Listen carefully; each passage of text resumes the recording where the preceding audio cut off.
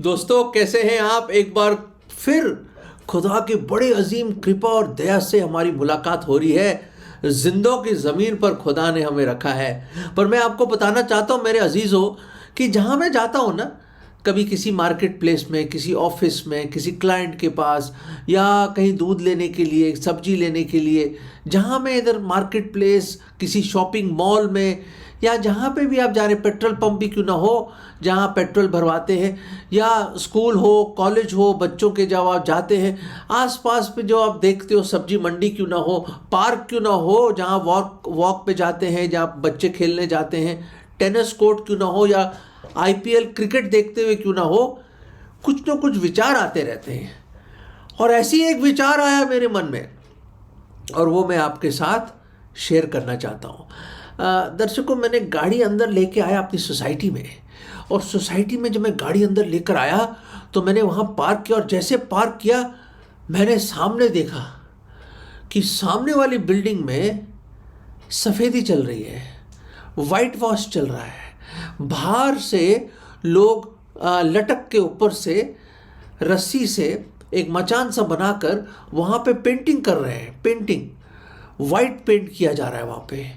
मैं थोड़ी देर तक खड़ा रहा, अपना मोबाइल निकाला मैंने, और वहाँ पे मैंने फिर उसको लगाया, और मैंने यूँ करके देखा कि क्या कर रहे हैं ये लोग। ऊपर से एक आदमी इंस्ट्रक्शंस दे रहा है और रस्सी को संभाल रहा है, और नीचे एक आदमी लटका हुआ है, और लटक के वो वाइट वॉश कर रहा है बाहर से।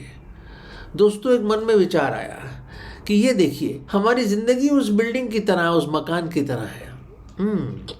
ऊपर से तो हम खूब अच्छे वाइट वॉश कर रहे हैं जैसे कि हो सकता है आपने अपनी पर्सनैलिटी ऐसी बनाई हुई है कि लोग आपको देखते और समझते, वाह बहुत ही पारसा आदमी है, बहुत ही रिलीजियस आदमी है, और बहुत ही अच्छा आदमी है। आपने अपना इमेज लोगों के सामने बनाया है। लोग अपना इमेज लोगों के सामने बनाते हैं ताकि लोग उनको इज्जत करें, उनको इज्जत मिले, और उनको लोग सलाम ठोके, और लोग बड़े खुश होते जब लोग आपकी तारीफ करते हैं। अच्छी बात है, कोई बुरी बात नहीं है जी।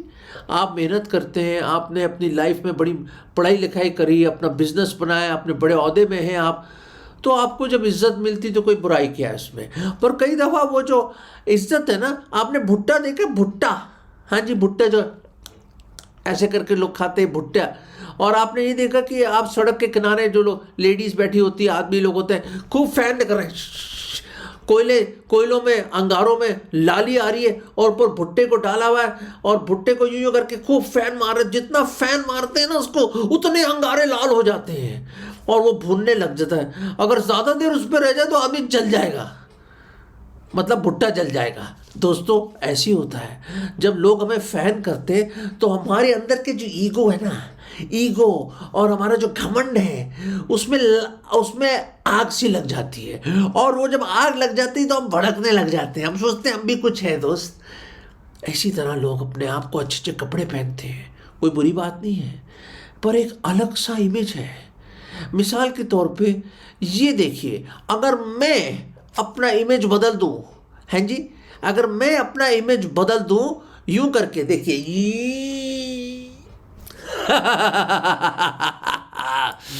दोस्तों, ये देखिए कौन है। हाँ, ये मैं मंगल सिंह नहीं हूँ, मैं मिस्टर भास्कर भी नहीं हूँ और मैं कोई सुखी नहीं हूँ दोस्तों, ये मैंने क्या करा है, भेष बदल लिया अपना। हाँ, ये भेष बदल गया है मेरा। शायद दुनिया के लोग मुझे पहचान नहीं सकते। शायद आप भी सोच रहे हो कि पता नहीं कौन आदमी आ गया ये स्पेशल प्रोग्राम में, ये कौन है, ये कहाँ से आ गया है आप। दोस्तों, ये भेष बदल रहा है। बहुत सारे लोग अलग अलग मुखौटा पहन के ये अपना भेष बदल के जाते हैं, पर प्रॉब्लम क्या है ना, जैसे हमारे चश्मे हैं ना, हमारी आंखें फानी हैं, फिजिकल आइज, वो बाहर का रूप ही देखते हैं, और ये देखते हैं कि ये आदमी कैसा है, क्या मूछें है उसके, देखे क्या दाढ़ी है, क्या बाल है, क्या रुतबा है, क्या कपड़े हैं, क्या घड़ी है, क्या मोबाइल है? क्या मकान है? क्या बड़ी बड़ी गाड़ियां हैं? क्या पैसा है? क्या सोना चांदी है? पर क्या परमेश्वर के पास भी हमारी जैसी आंखें हैं? क्या हमारे भेष के बदलने को वो नहीं जानता? क्या जानते हो? सब कुछ जानते हैं दोस्तों। ये है भेष बदलना। आइए वापस चलते हैं।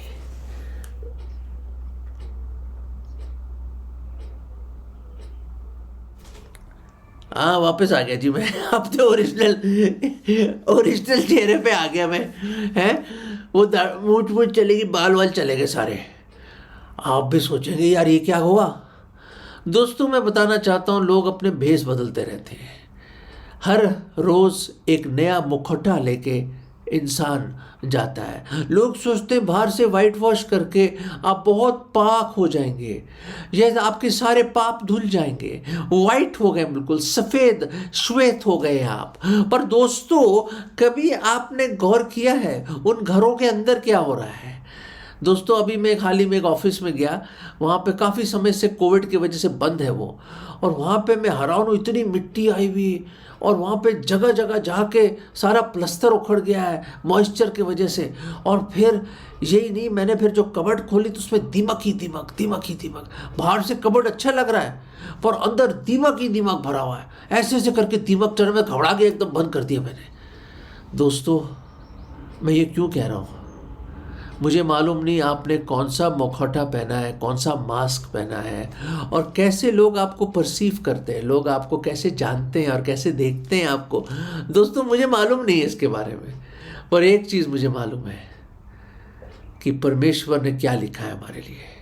हो सकता है बाहर से आप कबर्ड चमक रही हो आपकी, पर अंदर पाप का दीमक आपको खा रहा है। हो सकता है बाहर से बिल्डिंग चमक रही हो, बिल्कुल वाइट, सफा साफ, बिल्कुल सफा साफ हो, एक एक चीज, एक एक पाइप, एक एक रेलिंग, एक एक शीशा चमक रहा हो, पर अंदर दीमक लगा हो, गंदगी हो, झगड़ा हो, गुस्सा हो, बिटरनेस हो, करवाट हो, आपस में मेल ना हो। उस घर में क्या हो रहा है? उस घर में क्या हो रहा है? अंदर क्या हो रहा है? ये अंदर की बात क्या है हमें समझ नहीं दोस्तों, हम नहीं जानते, पर एक है जो जानते हैं। एक बाइबल की आयत मैं आपके सामने रखना चाहता हूँ मेरे अजीज़ों, बहुत खूबसूरत है। एक्चुअली क्या हुआ कि परमेश्वर ने अपने खास नबी शमूएल को जस्सी के घर भेज दिया, और जस्सी के बेटे थे, एक एक करके बेटे को बुलाया गया, क्योंकि आप सब जानते हैं कहानी कि परमेश्वर ने कहा मैं इसके घराने से, जस्सी के घराने से किसी को चुना है मैंने, और उसी को तो जाके अभिषेक करेगा और वही राजा बनेगा इज़राइल का। अच्छा, शमूएल ने कहा बिल्कुल सही बात है, ठीक है, मैं मानता हूँ प्रभु जी, अब मैं चला जाता हूँ। वहाँ गए तो उसके जो बाकी लड़के थे ना, बड़े ज़बरदस्त, जोरावर, ताकतवर, हसीन, लंबे चौड़े, मस्कुलर, और क्या उनकी चेहरे पे जो जो रोप था उनके चेहरों पे। शमूएल भी हैरान हो गया, वाह यार। यहाँ पे लिखा है पहले शमूएल के 16वें अध्याय में, अगर आपके पास बाइबल हो तो आप देख सकते हैं, बहुत खूबसूरत चीज़ लिखी, ब्यूटीफुल। क्या लिखा है यहाँ पे? और यहाँ पे सामने एलियाब आया। एलियाब के क्या क्या चेहरा था उसका, क्या उसकी ढील डॉल थी। और आपको पता है प्रभु यीशु मसीह, परमेश्वर ने, यहोवा ने क्या बोला? वो ये बोला 16वें अध्याय के 7वां पद, 1 शमूएल चैप्टर 16 एंड वर्स 7, बहुत जानी पहचानी वर्स है। और परमेश्वर ने शमूएल के कान में कुछ बोला, जो आज मैं चाहता हूँ आपके कान में नहीं, आपके दिल में ये बात चली जाए, क्योंकि ये कानों की बात नहीं है, दिल की बात है दोस्तों।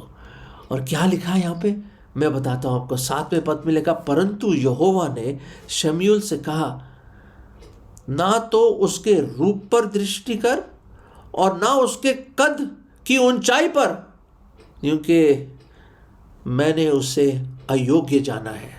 क्यों जाना है प्रभु जी? क्यों रिजेक्ट कर दिया आपने? इतना तो अच्छा है, पढ़ा लिखा, हैंडसम, टॉल, सब कुछ ही तो है इसमें। क्योंकि मैंने उसको अयोग्य जाना है। सेलेक्ट नहीं किया प्रभु ने। और रीज़न क्या देते हैं प्रभु परमेश्वर, क्या वजह देते हैं शमूएल को? वो ये वजह है क्योंकि यहोवा का देखना मनुष्य की तरह नहीं है। यहोवा का देखना मनुष्य की तरह सा नहीं है। मनुष्य तो बाहर का रूप देखता है, परंतु यहोवा की दृष्टि मन पर रहती है, मन पर रहती है। अंग्रेजी में इस तरह है मेरे अजीजों, for the lord seeth not as man seeth. सचमुच दोस्त, कितनी बड़ी बात है ये। हम लोग बाहर का रूप देख के बड़े खुश हो जाते हैं। जैसे कि मिसाल के तौर पे कोई लड़का देखने गया या लड़की देखने गया, अरे वाह वाह क्या लड़की है, क्या उसकी आंखें, क्या सुंदर है, क्या लंबे बाल हैं, क्या उसका चेहरा है, क्या बात की, क्या आवाज़ है उसकी, क्या सुंदर गाती है वो, क्या देखना है, क्या कपड़े पहने हुए थे, क्या जेवर पहने हुए थे, कितना बड़ा घर है उनका। और बाद में देखते हैं वो तो प्रभु से बहुत दूर है। वैसे ही लड़के के लिए भी, और क्या जॉब है ये वो, पता चला बाद में वो तो शराब पीता है, सिगरेट पीता है वो, और परमेश्वर से बहुत दूर है।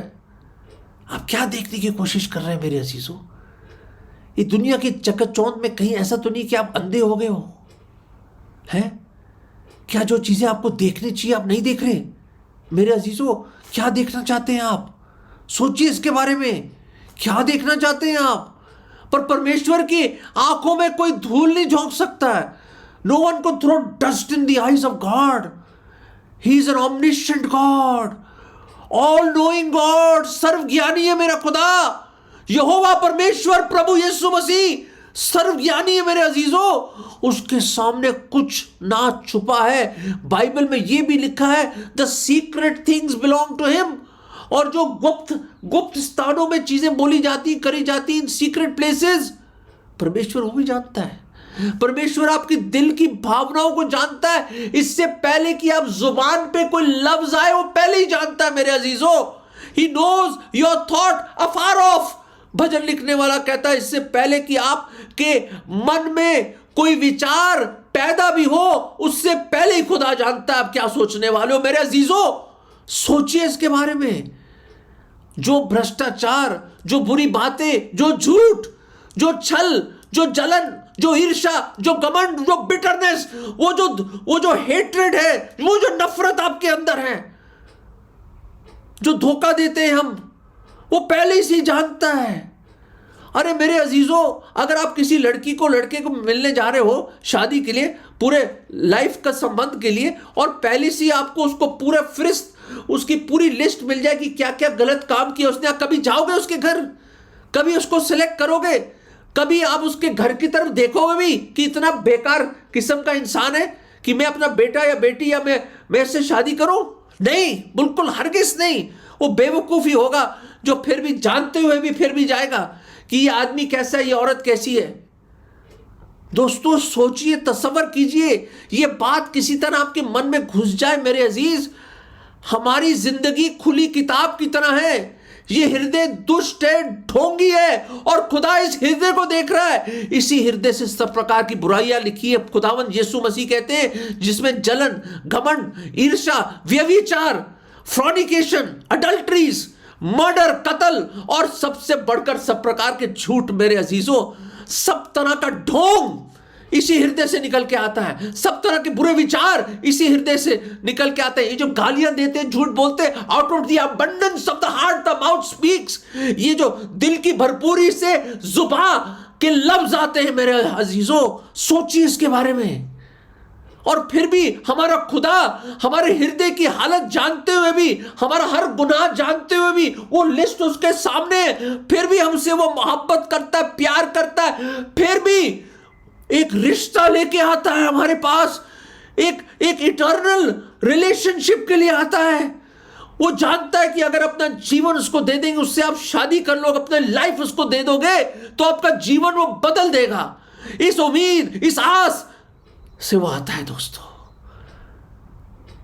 से आता है वो, जानते हुए कि हमारा हृदय कैसा है, जानते हुए कि हर गुनाह हमने क्या किया है, जानते हुए भी कि हमने कितने पाप किए हैं, कितने पाप किए हैं, कितने पाप किए हैं। वो जो सामरी औरत थी यूहन्ना 4 में, प्रभु यीशु मसीह ने पानी मांगा, उस बातचीत के दौरान प्रभु यीशु मसीह ने उसको बड़ी प्रेम मोहब्बत से बातचीत करी, जीवन के जल के बारे में बताया, और उसको ये भी बताया बाद में कि तेरे 5 पति है जिसके साथ तू अब रह रही, वो भी तेरा पति नहीं। उसकी आंखें खुल गई यूं करके, मुंह खुला का खुला रह गया होगा। ये कौन है जो मेरी लाइफ को सब जानता है? प्रभु यीशु मसीह ने कहा, मैं ही वो मसीहा, आई एम द मसाया। दोस्तों, वो सब जानता है, फिर भी हमारे पास आता है वो, फिर भी हमें बड़ी मोहब्बत और प्रेम से और दया से, सब्र से हमसे बात करता है, डील करता है।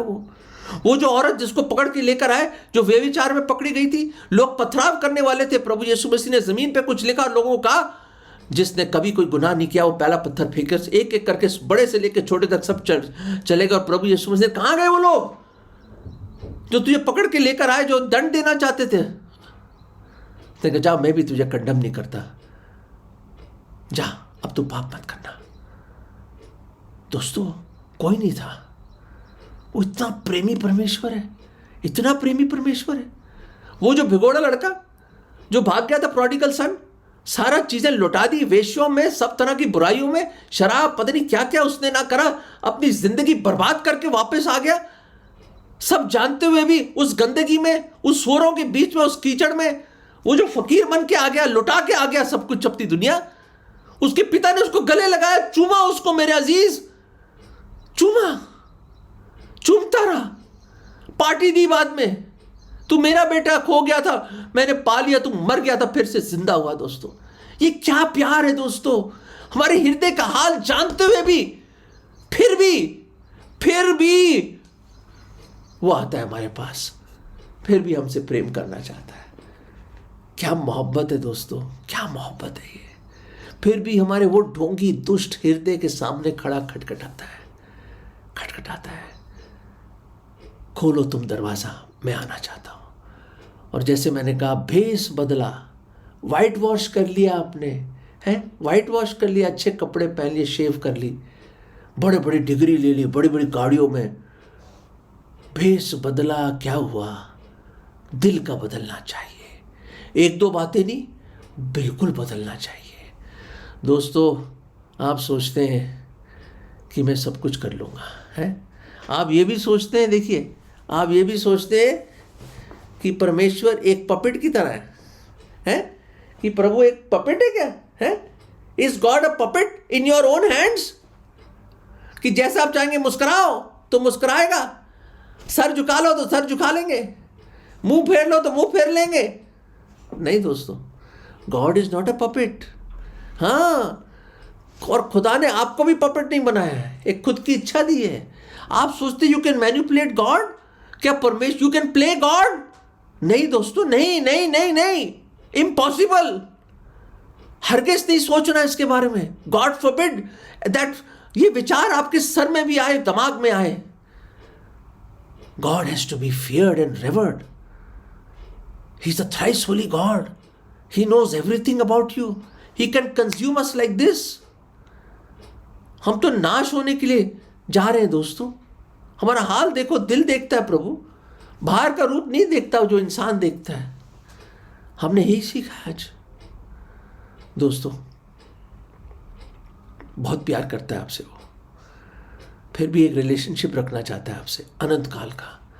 आपके पाप क्षमा करना चाहता है। वो नहीं चाहता कि हमेशा की नर्क में हम जाएं। ये ढोंगी हृदय हमें नर्क में ले जाएगा दोस्तों। पर अगर आज उसकी खटखटाहट को आप सुनेंगे, दिल को कठोर ना करें, हार्डन नॉट योर हार्ट, और दिल का दरवाज़ा खोलेंगे आप, तो आएगा, वो आएगा अंदर। वो वाइट वॉश को नहीं देखेगा, बाहर को वाइट वॉश नहीं देखेगा, वो अंदर आएगा, अंदर से आपको पूर्ण रूप से नया कर देगा। You need someone to work on your walls of your heart and the roof and the floor of your heart. The innermost recesses of your heart, those secret chambers, you need to open up before Him. He will come in and sup with you and have fellowship with you. वो आएगा संगति करने के लिए, सिर्फ आपको क्या करना है, अपना जीवन उसको सौंपना और कहना है, प्रभु यीशु मसीह, मेरा हृदय दुष्ट है, ढोंगी है, मैं पापी हूँ, गुनहगार हूँ, बाहर से मैं कुछ हूँ, अंदर से कुछ और हूँ, आप सब जानते हैं प्रभु। यू नो एवरीथिंग गॉड, आप सब कुछ जानते हैं प्रभु, मुझे माफ़ कर दीजिए। हैव मर्सी ऑन मी, मुझ पर दया करो प्रभु, दया करे प्रभु, दया कर दो मुझ पर, मेरे पाप क्षमा कर दो प्रभु। मैं आज ही आपसे क्षमा मांगता हूँ, अपने गुनाहों से तौबा करता हूँ, पूरे मन से विश्वास करता हूँ कि आप मेरे पापों के लिए सलीब पर मारे गए, गाड़े गए, तीसरे दिन जी उठे, जिंदा ही स्वर्ग में गए और परमेश्वर के दाहिने हाथ विराजमान है। आप राजाओं के राजा और प्रभुओं के प्रभु हैं, आप जल्द आने वाले हैं, मैं विश्वास करता हूँ प्रभु। प्रभु जी, मेरे हृदय में आ जाओ प्रभु, मेरे हृदय में आ जाओ, मुझे अंदर से बदल दो प्रभु, अंदर से साफ कर दीजिए प्रभु, मुझे एक नया हृदय दीजिए। मैं आज अपना दरवाज़ा खोलता हूँ दिल का, मेरे दिल में आ जाओ प्रभु, मैं अपना जीवन आपको सौंपता हूँ। आपने अपना लहू बहाया, जान दे दी मेरे लिए प्रभु, मैं अपना जीवन आपको देता हूँ प्रभु, मुझे बचा लीजिए। ये विश्वास की प्रार्थना मैं अपने उद्धारकर्ता, मुक्तिदाता प्रभु यीशु मसीह के नाम में मांगता हूँ, आमीन। दोस्तों, अगर आपने ये प्रार्थना करी है, अंदर से प्रभु ने आपको बदल दिया है, अगर सच्चे मन से आपने प्रार्थना करी है, सच्चे मन से पश्चाताप करी है, तो जिंदगी बदल गई दोस्तों। प्रभु यीशु मसीह आपके दिल में आ गया है, आपके जीवन में आ गया है, अपनी पवित्र आत्मा के द्वारा, और अंदर से रेनोवेट करके ब्रांड न्यू कर देगा, आपको ब्रांड न्यू कर देगा। चेपा चेपी नहीं करेगा कि यहाँ पे पट्टी लगाई, यहाँ पे प्लास्टर लगाए जी, और यहाँ हल्का सा मैंने टचअप कर लिया, नहीं, पूरी तरह ओवरहॉल भी नहीं करेगा, कंप्लीटली ब्रांड न्यू कर देगा आपको। और याद रखें, वही है जो कर सकता है। मनुष्य बाहर का रूप देखता है, पर खुदावंद यहोवा दिल को देखता है। आज ही दिल को बदल दो, उसको अपने दिल में जगा दो। भेष बदला क्या हुआ, दिल का बदलना अहम ज़रूरी है, और वो सिर्फ प्रभु यीशु मसीह बदल सकते हैं। दे दीजिए अपना जीवन, करने दो उसको, आपका पूरी ज़िंदगी बदलने दो, क्लीन कर देगा आपको, वॉश कर देगा, पाप क्षमा कर देगा, अपना बेटा बनाएगा, बेटी बनाएगा, जीवन की पुस्तक में आपका नाम लिखेगा और जीवन बदल जाएगा आपका। God bless you.